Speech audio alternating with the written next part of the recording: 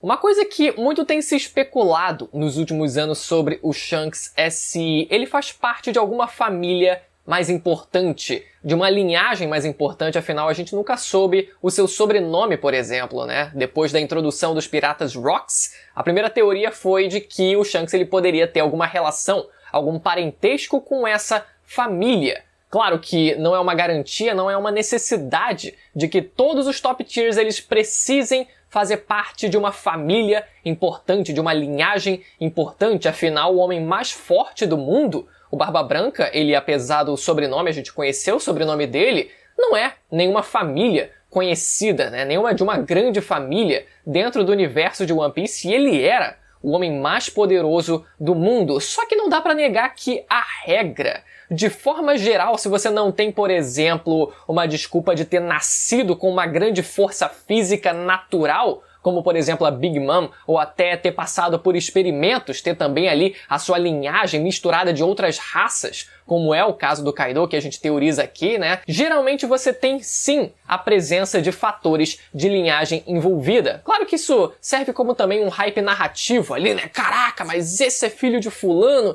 que é filho de fulano e vai antepassado, seu antepassado é fulano de tal, e assim vai infinitamente. E eu acho que o Shanks, ele pode não fugir dessa regra. Com o anúncio do novo filme, One Piece Film Red, muita coisa tem se especulado sobre a vida do Shanks. Esse logo do filme, ele esconde muita coisa. A primeira delas sendo a cicatriz, não coincidentemente, em cima da letra D, sugerindo que talvez o Shanks ele também seja um D no fim das contas. Mas mais do que isso, uma das coisas que esse logo também esconde, se vocês repararem, é a tipografia usada no logo desse filme. Reparem só na semelhança da tipografia usada nesse logo para a tipografia usada quando o Mihawk aparece no mangá. Os efeitos sonoros, ou no caso aqui as onomatopeias, que são usadas caracteristicamente para a aparição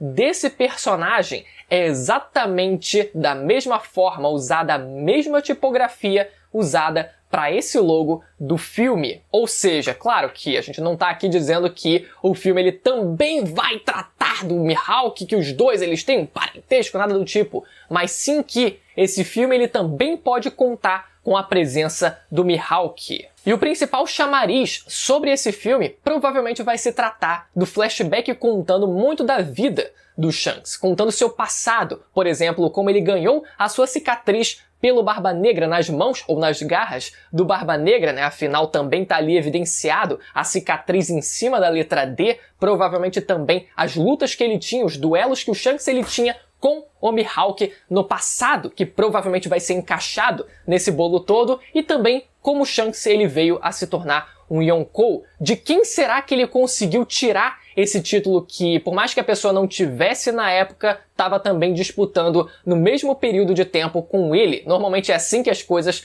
funcionam, né? Você consegue ali superar algum outro rival e assim você consegue conquistar esse título, como foi, por exemplo, o Barba Negra, ele conseguindo o título de Yonkou depois, esse título ele sendo cravado depois que ele conseguiu derrotar os remanescentes do bando do Barba Branca. Então pode ser que essa mesma dinâmica aconteça no filme, nesse flashback que provavelmente vai ser passado no filme. É claro que o filme, ele como um todo, não vai ser só sobre a história do Shanks como a gente gostaria, né? É muito difícil você vender um filme que não trate dos Chapéus de Palha. Então, provavelmente esse flashback ele vai acontecer ali no meio desse filme, né? Mas a história em si, ela vai se passar ainda sobre os Chapéus de Palha. Vai ser, provavelmente, no tempo atual, aproveitando a brecha do final do arco de Wano, antes do próximo arco, como é de praxe dos filmes de One Piece. Aproveitar esse intervalo de tempo onde o bando ele tá indo de uma ilha até a outra para tentar encaixar ali, né, algum plot que não vai influenciar dentro da história, mas vai acabar acontecendo. E isso foi realmente dito no teaser, né? O filme, ele será sobre os Chapéus de Palha,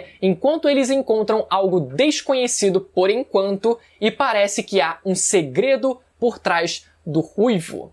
Então esse é o marketing, o grande marketing do filme, né? Contar algo que seja depois canonizado, confirmado como canon em relação ao Shanks. Assim como aconteceu, por exemplo, no filme Stampede, que eles decidiram fazer a grande revelação do nome da ilha final de Laugh Tale, eu acho que nesse caso o que vai acontecer é justamente isso. Além ali da gente ver, provavelmente, o flashbackzinho da vida do Shanks, provavelmente eles também vão confirmar algo muito importante sobre ele. E essa confirmação provavelmente vai ser dele ser um D. Inclusive, outra frase do teaser também fala sobre a vilã do filme, né? Diz o seguinte, que a voz dela trará felicidade eterna ou prisão sem fim. E a gente vê ali, né, novamente aquele pôster da cantora, que a gente achava que talvez pudesse ser ali uma narradora de algum evento, de algum torneio, mas provavelmente vai ser sim de alguma cantora, através do teaser ali, né, com as partituras que nem eu falei no vídeo anterior. Então, o poder dela muito provavelmente envolve ela conseguir ali, ó, seduzir as outras pessoas através da sua cantoria, assim colocar elas num estado onde elas ficam ali meio que hipnotizadas, né? Elas vão acabar vivendo ali assim como aconteceu, por exemplo, no filme de Kimetsu no Yaiba, onde o vilão, onde um demônio, ele conseguia ali colocar as pessoas num sonho, onde elas viviam aquele sonho e não conseguiam sair daquele sonho, né? Eu acho que vai ser mais ou menos nessa pegada. Como diz aqui, a felicidade eterna, ou seja, um sonho onde a pessoa ela tá vivendo a felicidade eterna, ou uma prisão sem fim, onde elas não conseguem sair daquela prisão, daquele sonho. Mas sobre o Shanks ele ser confirmado como um D ou não nesse filme, a gente tem que lembrar algumas informações aqui do mangá. Primeiro, o flashback do Oden. Lá no flashback do Oden, quando o Roger, ele segurando ali, né, a Hiyori e o Momonosuke, eles estavam ali acabados de ter nascido, eles recém-nascidos, o Roger, ele dizendo que não segura um bebê fazia anos, e o Rayleigh logo em seguida dizendo que isso lembra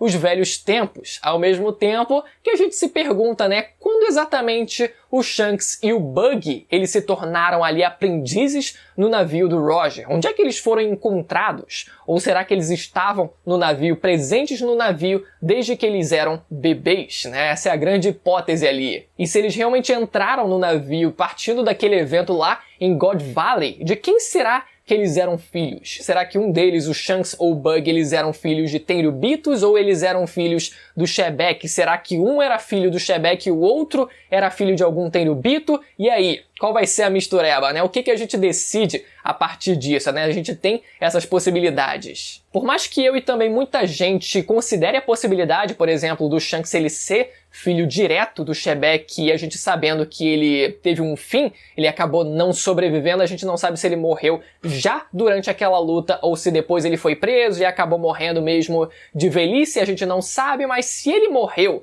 se ele teve um fim ali, naquele flashback, com quem ficaria o filho dele, né? Teria que ser resgatado por alguém, pela marinha, enfim, ou pelo próprio Roger. Só que a gente tem que considerar também um outro fator aqui, né? Também existe uma relação do Barba Negra com o Shebek, e aqui a gente não sabe se é uma questão de linhagem, de parentesco entre eles, ou se é só uma inspiração ou algo mais profundo, porque o nome do Shebek, ele é traduzido aqui também no navio dos piratas do Barba Negra como Sabre de Shebek. Então isso é só uma inspiração ou será que tem algo a mais, uma relação maior entre eles dois, né? Porque se existe já uma relação entre eles, será que encaixaria também uma relação do Shanks com o Shebek ou será que ficaria melhor o Shanks ele tendo a sua relação com algum Tenryubito? Eu acho que fica melhor essa segunda alternativa, porque a autoridade que ele tem de chegar nos Gorosei ali e conversar com eles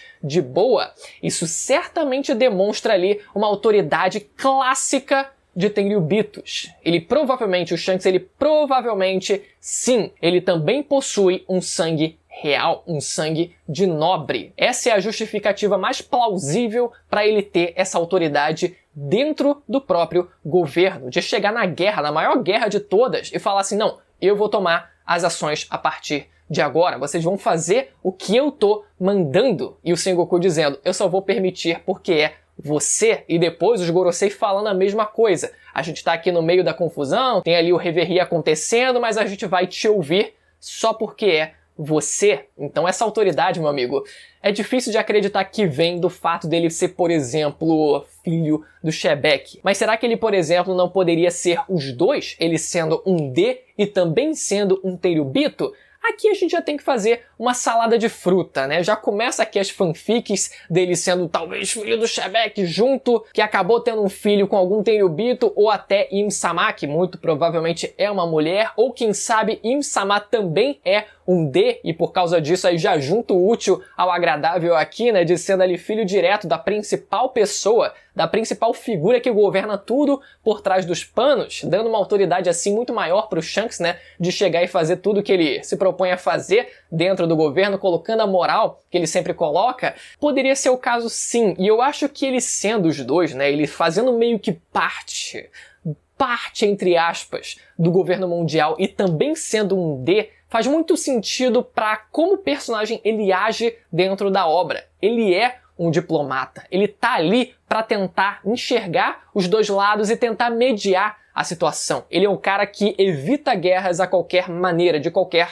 maneira. Ele é um diplomata nato. Ele tenta conversar e tenta evitar que os conflitos eles aconteçam. E ele parece muito bem tentar manter o status quo. Ele tenta impedir o avanço dessa era de violência, né? Assim como ele falou pro Barba Branca, essa era de violência ela não pode ser parada. E é isso que ele tenta fazer, ele tenta evitar a violência, assim como a gente viu no primeiro flashback onde ele aparece, né? Ele apanha do cara lá porque ele viu que era uma luta que não era necessária ali, um combate, não fazia sentido existir um combate ali entre eles, então ele simplesmente ignora o cara e se deixa ser zoado por ele. Então ele é esse cara, e ele ser meio que os dois, fazer parte do governo mundial que são os deuses e fazer parte também da linhagem dos demônios, que seriam os D, faria muito sentido, encaixaria perfeitamente em tudo que o personagem ele se propõe a ser. Claro que não só isso, o Shanks ele também precisa exercer o seu papel como imperador e naturalmente ele precisa ter aliados, ele precisa ter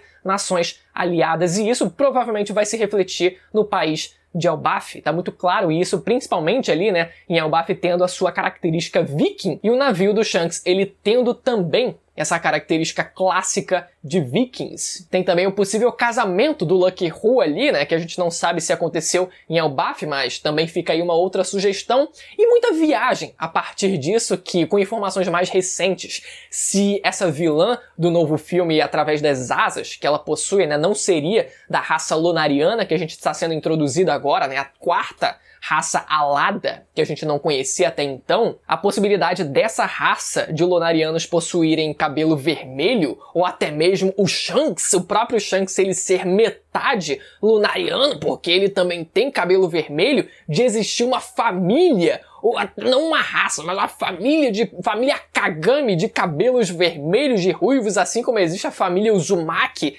em Naruto, o pessoal já começa a extrapolar. E eu acho que é mais perigoso, eu acho que fica mais difícil da gente cravar alguma coisa, porque por mais que a Red Line, e olha só que irônico, né, o nome Red Line ser o antigo território da raça Lunariana, uma das raças aladas, a gente já começa a associar, opa, peraí, já fizeram até fanart do King com o cabelo vermelho, será que não tem alguma coisa a ver ali, né? Red Line, território de uma raça que possui cabelos vermelhos, o Shanks é ruivo também, a gente não sabe de onde ele vem e tal, já começa as viagens, mas o King em si, pelo que a gente viu ali do cabelinho dele, não parece ser um cabelo ruivo, né? Tem uma coloração ali bem branca, então provavelmente ou é uma coloração branca mesmo, um cabelo branco, ou ele é loiro, ou algo do tipo, não parece que ele tem cabelo vermelho. Eu não sei que aí o Oda venha dizer que ele pintou o cabelo e aí ia ser um bait danado. Mas eu acho que já entrar nesse terreno, como eu falei, de família Kagami, de ruivos e raça lunariana, meio lunariana, eu acho que já começa a ficar um pouco ali, né?